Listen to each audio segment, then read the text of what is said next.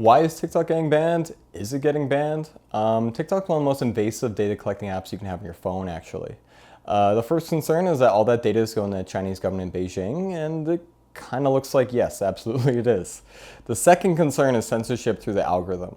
TikTok is banned in China. The Chinese government restricts their citizens from accessing any app with the international community on it. So they have their own version of TikTok called Douyin that they do have complete control over. Any posts critical of the Chinese government are removed, and the algorithm pushes healthy, non-controversial content. With TikTok, they tried to take down content critical of the Chinese government initially, but when they did, in the case of this girl posting content critical of the Chinese government's treatment of the Uyghur people, obviously, then you're going to put them down and use your phone that you're using right now to search up what's happening in China, how they're getting concentration camps, throwing innocent Muslims in there. Please be aware. Her post was mysteriously removed. Similar thing happened with NBA star Enes Kanter Freedom. TikTok faced a ton of backlash for this, rightfully so they kind of needed a new approach to censorship on TikTok. And the subtle option was the algorithm. Sure, you can post content critical of China on TikTok, but it'll be de-amplified, meaning content keywords related to these controversial topics won't get any eyes or traction from the algorithm. This brings us to the US Congress, their concerns and their hearing last year with TikTok CEO Shou.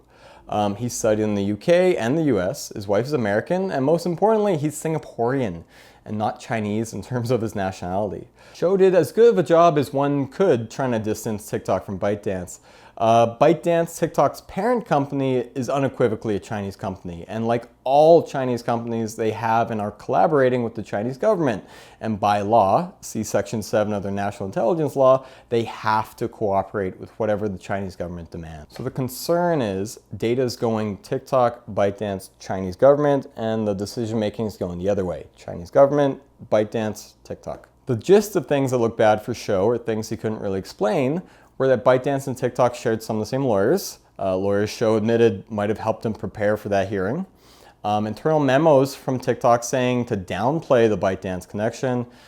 He admitted some of TikTok's source code was developed in China. He previously claimed Citizen Lab exonerated TikTok from data sharing with China, which was completely false, as the CEO of Citizen Lab replied to this saying so.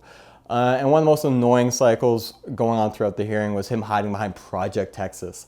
They tried to name this distraction as painfully American as humanly possible, but essentially it's a new firewall that will be fully disconnected from China, but currently now all the data is still going to Beijing.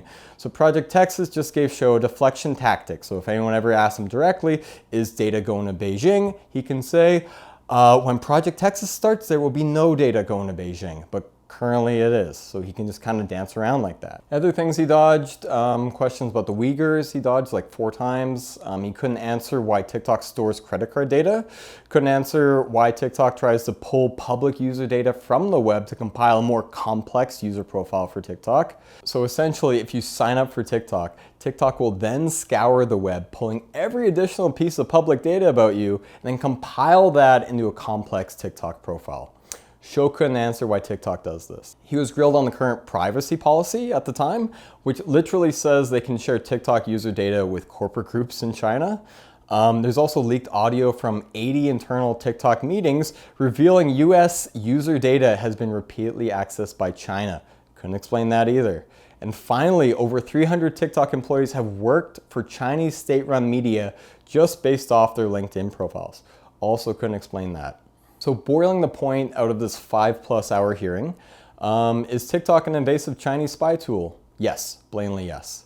And fast forwarding a year, as Congress was about to vote on this ban, TikTok sent out an alert to all its US users to contact their Congress about the ban with a quick link to do so, which kind of confirmed a lot of Congress's fears about TikTok and how it could sway US politics. So this tool, controlled by the Chinese government, can notify 100 million Americans to contact their congressman via alert about any issue. This kind of scared Congress as much as you think it would, and they unanimously passed the TikTok ban bill onto the Senate. Okay, so now that a ban's in order, they have the option to sell right before the ban. What are the odds that they sell? Almost none. A Chinese government spokesperson clearly stated that TikTok will not be sold, which further shows that TikTok isn't really autonomous, and the sale's kind of at the whim of the Chinese government ultimately. And none of this is really about money. This isn't capitalist company ByteDance with shareholders selling because it's money or nothing. It's the Chinese government making the decisions here. And I've never seen them pick money over national security or any sort of advantage ever.